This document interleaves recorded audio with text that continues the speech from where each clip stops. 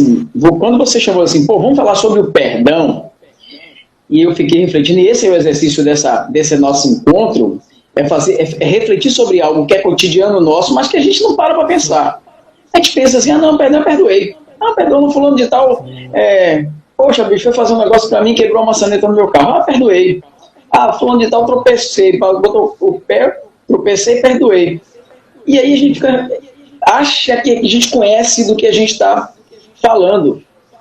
E quando a gente vai aprofundar, quando a gente vai, sem aprofundar, quando a gente vai pensar sobre, aí é que a gente percebe que eu não conheço tanto esse negócio. E aí dentro desse desafio que você propôs, a gente vamos falar sobre perdão, cara, eu fiquei imaginando o que seria o perdão. Eu ler sobre perdão, escutar alguns caras sobre perdão, filósofos da contemporaneidade, como a gente já vem citando aqui, né? O Karnal, o Cortella, e dentro dessa pesquisa, uma das coisas que me chamou a atenção é que, não é fácil perdoar. É difícil perdoar. É fácil perdoar quando a ofensa ela é pequena. Ou quando você não considera aquela ofensa uma grande ofensa. Né? E quando a ofensa é grande, como é que se perdoa? Né? Envolve outras questões, né, André? Muitas outras. Mas se há necessidade de se pedir perdão, é porque houve a culpa. E essa, por mais que se perdoe, ela não é retirada. Entendeu? Perdão não é um ato de, ok, você está perdoado, pode cometer outra ofensa, ou a sua ofensa não existe mais. A ofensa, ela continua existindo porque ela aconteceu no passado. A ofensa, ela é materializada no passado. Maurício me fez mal. Esse mal passou.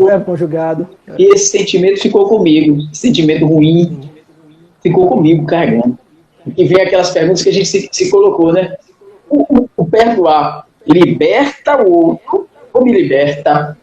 Pois é, cara. Olha, na verdade, assim, eu entendo que nós nem sempre estamos dispostos a perdoar. Tem isso também, né? É muito pelo que eu falei de questão de crenças que nós carregamos, né, durante toda uma caminhada por experiências. E o bacana é que a gente, dentro das chamadas que nós colocamos durante a semana, muitas pessoas participaram, né, com comentários. E boa parte desses comentários, eles levavam para o perdoar ser algo que você deve esquecer, que você deve deixar para lá.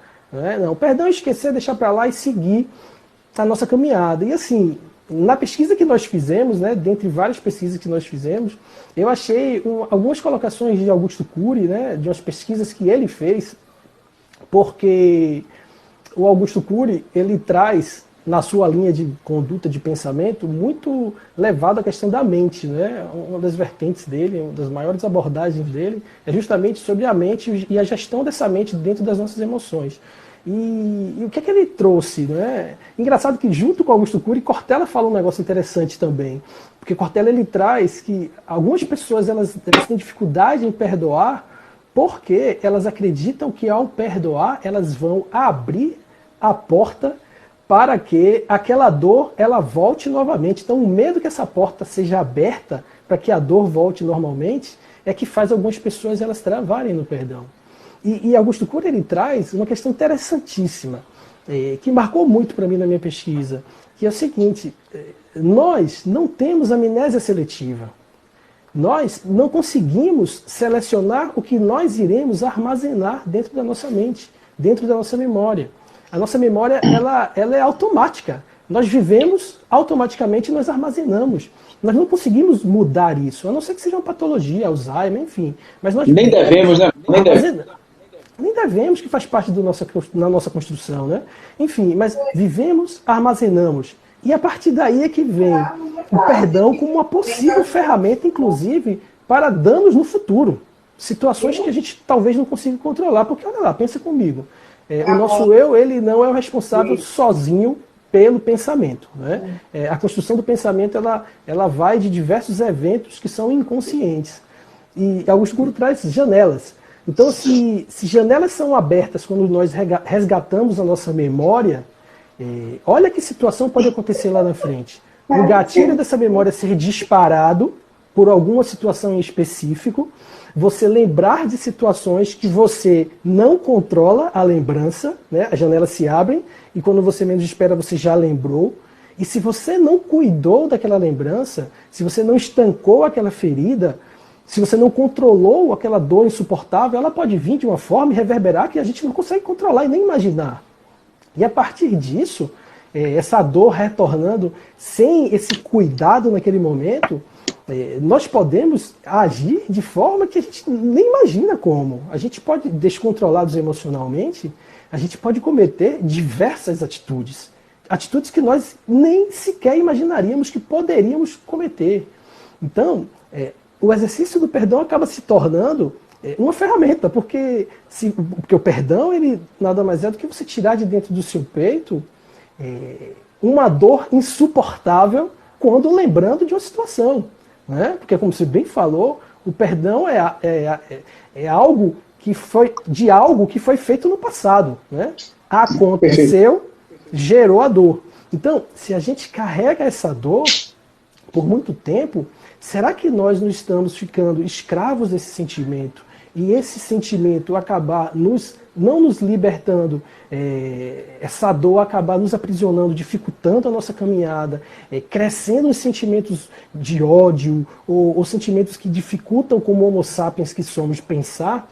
Então, são essas reflexões que foram muito marcantes para mim durante essa pesquisa, né?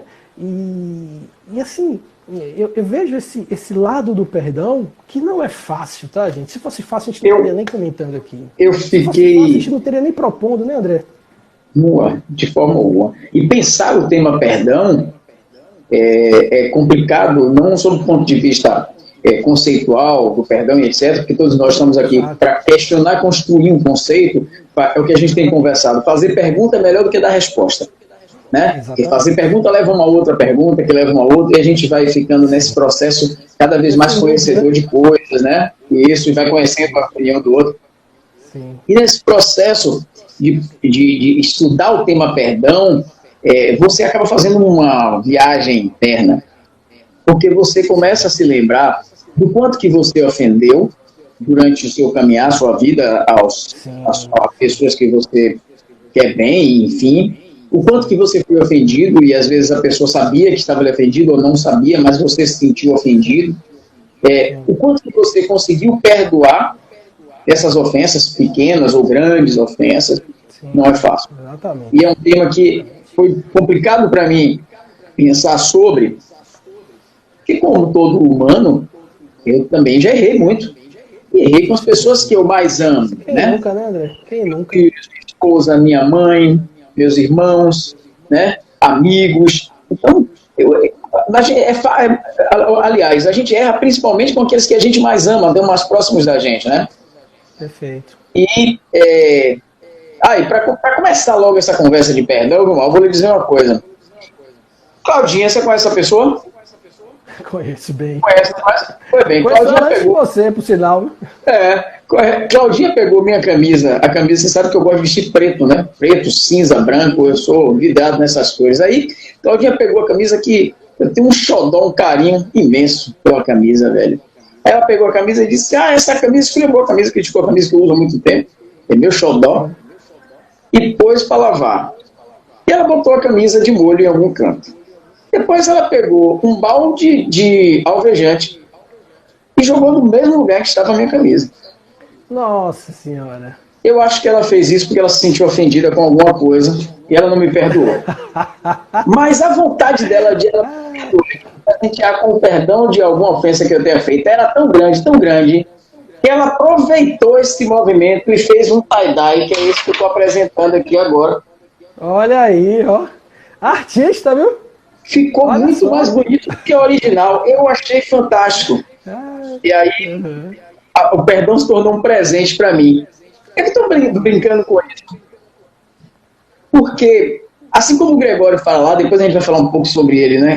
Gregório, esse verso dele é fantástico. É mesmo.